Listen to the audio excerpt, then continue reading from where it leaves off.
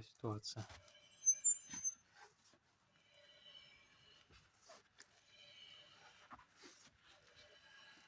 Ставил отметку.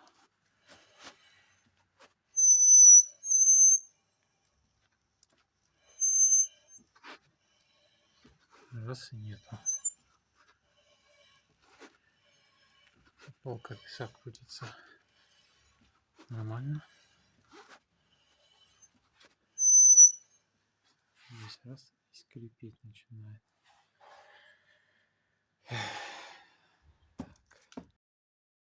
На замене крышек надо будет снимать суппорт и снимать диск через отверстие. Посмотрел состояние накладок ручника. В принципе, там пару миллиметров, ну, более-менее для ручника. Но я подозреваю, что может быть какой-то из механизмов ручника не полностью отжимается и задевает корпус диска. Но пока так. Мы снова занимаемся ремонтами. У нас снова приехала на ремонт машина Mitsubishi Outlander XL. Разбираться со скрипом в заднем колесе. При поворотах и при начале езды издавался скрип. Очень громкий, довольно-таки. Было отложено до замены колес сезонных. Вроде ездила, никого ничто не напрягало. Осмотрел внутрянку ручного тормоза. Все нормально, все хорошо там. Никаких ни задиров, ничего не было найдено. При попытке снять тормозной цилиндр отдельно от скобы у нас не стал доставаться палец направляющий. Второй у нас достался. Были попытки большие его выкрутить, так и не получилось. Сначала решено было произвести осмотр, смотрели, поставили все набрать, на все нас устраивает, то, что внутри здесь. Дальше мы пошли разбираться с пальцем и с направляющей. Замены уже были куплены. С тем все хорошо, тут выкрутился.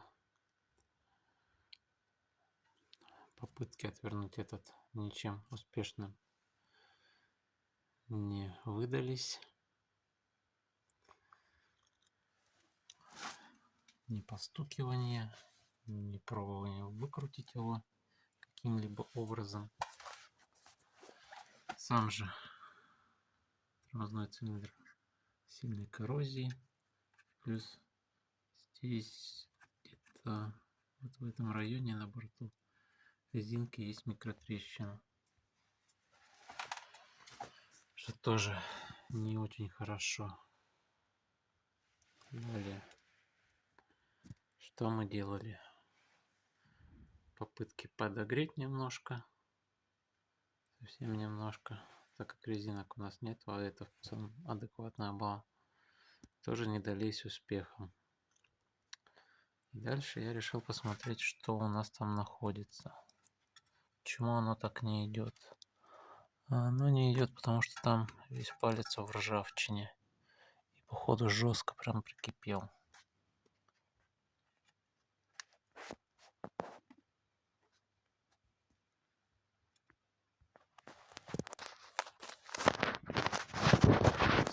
Показать.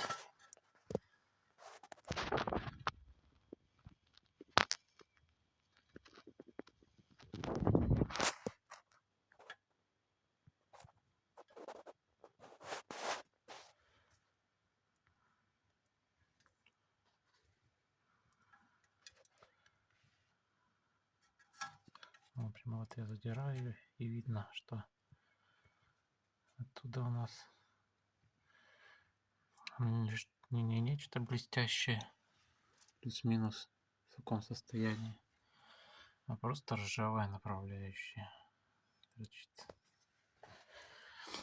Вот такие вот бывают проблемки. Так что если появляется какой-то свист, то желательно как можно скорее найти причину данного свиста. Как-то так вот.